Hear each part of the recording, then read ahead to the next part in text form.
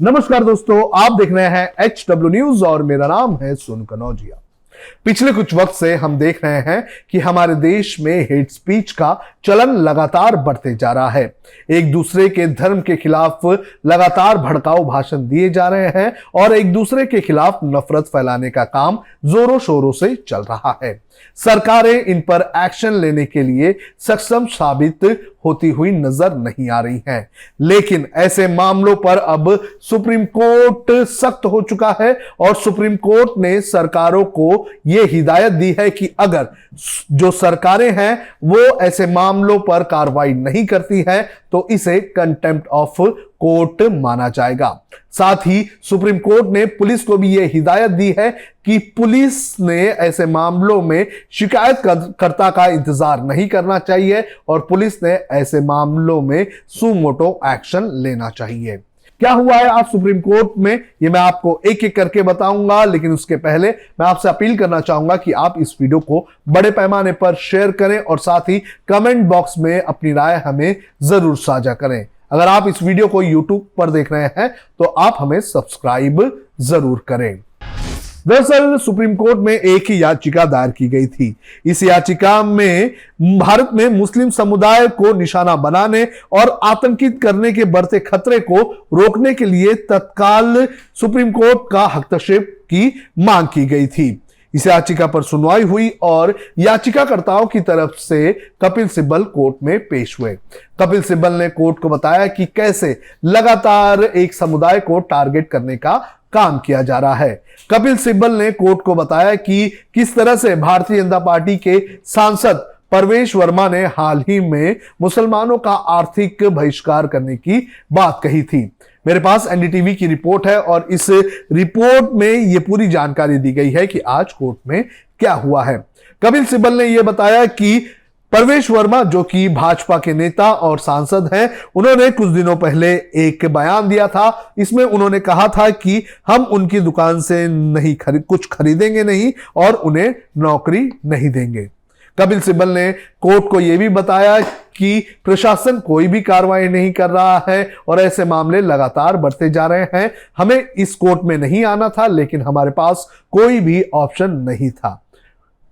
कपिल सिब्बल ने कोर्ट से यह भी मांग की कि कोर्ट ने इस मामले में हस्तक्षेप करना चाहिए, जिसके बाद कोर्ट ने सुनवाई की और सुनवाई करते हुए कोर्ट ने सरकारों को यह कहा है कि ऐसे मामलों में तत्काल कार्रवाई की जाए और पुलिस भी ऐसे मामलों में शिकायतकर्ता का इंतजार ना करे और पुलिस सुमोटो एक्शन ले। अब जजों ने इस मामले में क्या कहा है यह भी मैं आपको बता देता हूं। एनडीटीवी की रिपोर्ट के अनुसार जस्टिस KM जोसेफ की बेंच ने कहा कि 21वीं सदी में यह क्या हो रहा है। धर्म के नाम पर हम कहां से कहां पहुंच गए हैं। हमने ईश्वर को कितना छोटा बना दिया है। उन्होंने कहा कि भारत का संविधान वैज्ञानिक सोच विकसित करने की बात करता है। कोर्ट ने कहा कि आज हम धर्म के नाम पर कहां से कहां पहुंच चुके हैं, एक दूसरे के खिलाफ नफरत फैलाने का काम कर रहे हैं। आज हम 21वीं सदी में हैं और हमारा जो संविधान है वो वैज्ञानिक सोच विकसित करने की बात करता है, लेकिन धर्म के नाम पर यहां पर लोगों को बांटने का काम किया जा रहा है। इसके अलावा बेंच ने यह भी कहा कि कुछ भाषण जो है वो काफी गंभीर है।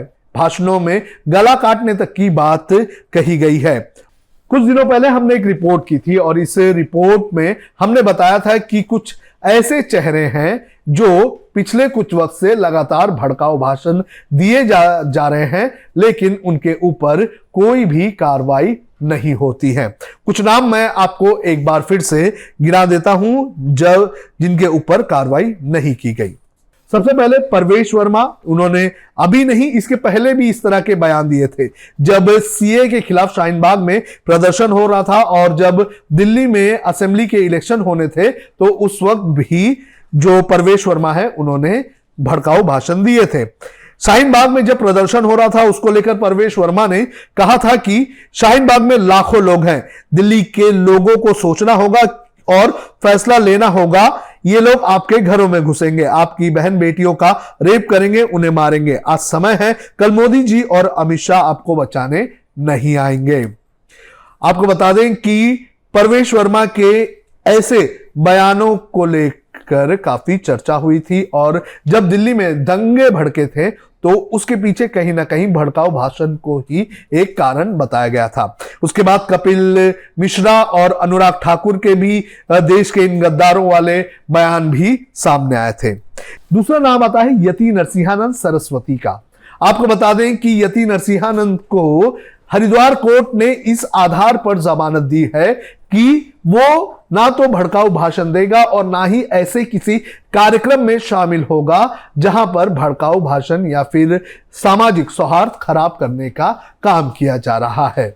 लेकिन उसके बावजूद भी यति नरसिंहानंद जो है वो खुलेआम भड़काऊ भाषण देता हुआ नजर आ रहा है। हरिद्वार में जमानत मिलने के बाद उसने दिल्ली और नोएडा में कई जगहों पर भड़काऊ भाषण दिए हैं।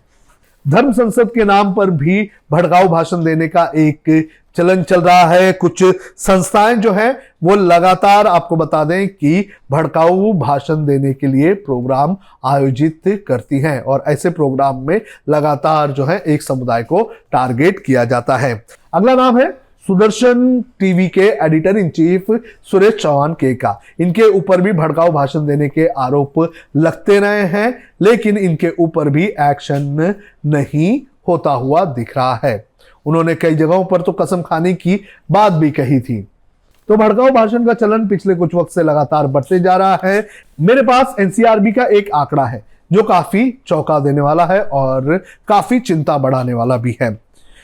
एनसीआरबी की इस रिपोर्ट के अनुसार 2014 में धारा 153 एक के तहत 336 केस दर्ज हुए थे, जो 2020 में बढ़कर 1804 हो गए और ऐसे मामलों में 2020 में जो कन्विक्शन रेट रहा है वो महज 20% ही रहा है। तो जब कन्विक्शन रेट ही इतना कम होगा तो आप सोचिए कि ऐसे भड़काऊ भाषण देने वालों के हौसले तो जरूर बढ़ेंगे। आपका क्या कहना है इस पूरे मामले पर और सुप्रीम कोर्ट के इस सख्त रुख पर आप हमें कमेंट करके जरूर बताएं। अब खबरें पाइए सबसे पहले हमारे मोबाइल न्यूज एप्लीकेशन पर। एंड्रॉइड या iOS प्लेटफॉर्म पर जाइए, HW न्यूज नेटवर्क को सर्च कीजिए, डाउनलोड कीजिए और अपनी सुविधानुसार भाषा का चयन कीजिए। खबरों की भीड़ में अपने काम की खबर पाते रहिए।